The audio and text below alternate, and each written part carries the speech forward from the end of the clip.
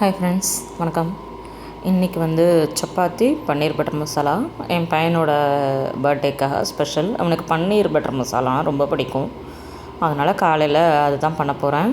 எப்போவுமே morning school இருக்கும்போது நமக்கு அது இட்லி தோசையை தவிர வேறு எதுவுமே செய்ய முடியாது. ஸ்கூல் லீவ் விட்டதுலேருந்து ஒரே காலையில் ஸ்பெஷல் தான். நைட்டு ஃபுல்லாக இட்லி தான். அது கூட ஈஸியாக இருக்குது. ஏன்னா 6 மணிக்கு மேலே ஆட்டோ ஓடாதுன்னு சொல்கிற மாதிரி எனக்கு 7 மணிக்கு மேலே கிச்சனுக்குள்ளே போக பிடிக்காது. வெக்க வேறு தாங்க முடியல. அதனால் நைட் ஆனால் இட்லியோ ஏதோ ஒரு தேங்காய் சட்னி வச்சு உப்பேற்றிடுவேன். காலையில் ஃபுல்லாக ஸ்பெஷல். ஆனால் என்ன, லீவ் நாளில் மத்தியானம் சமைக்கிறதுக்கு ரொம்ப கடுப்பாக இருக்குது. அப்போவும் வெக்கையாக தான் இருக்குது. சரி, டெய்லி காலையில் எழுந்திரிச்சு ஆறுனா தானே சமைச்சு மத்தியானம் சாப்பிட்றோம், சூடாக சாப்பிட்லாங்கிறதுனால மத்தியானம் சமைக்க வேண்டியிருக்கு. சரி, காலையிலையும் செஞ்சு வச்சிடலான்னா டெய்லி அப்படி தானே செய்கிறோம். அதனால் எந்திரிக்கிறதே 8 மணி தான். டிஃபன் செஞ்சு சாப்பிட்றதுக்கே 11 மணி ஆகுது. அதுக்கப்புறம் சமையல் செஞ்சு சாப்பிடும்போது 3 மணி. இப்படி தான் ஓடுது. ஸ்கூல் இருக்கும்போது எப்பண்டா ஸ்கூல் லீவ் விடுவாங்கன்னு இருக்குது. ஸ்கூல் லீவ் விட்டால் எப்பண்டா திறப்பாங்கன்னு இருக்குது. 24/7 ஒர்க் பண்ணிக்கிட்டே இருக்கிற மாதிரி இருக்குது.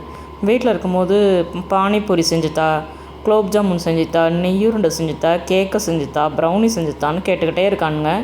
என் வீட்டு பையன்தான் அப்படியா, எல்லார் வீட்டு பசங்களும் அப்படியான்னு தெரியல.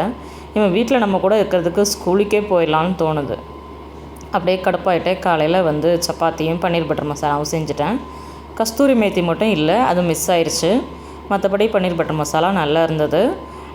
நான் ஆல்ரெடி பன்னீர் பட்டர் மசாலாவோட ரெசிபி இருக்குது, சேனலில் இருக்குது. வேணுங்கிறவங்க செக் பண்ணி பார்த்துக்கோங்க.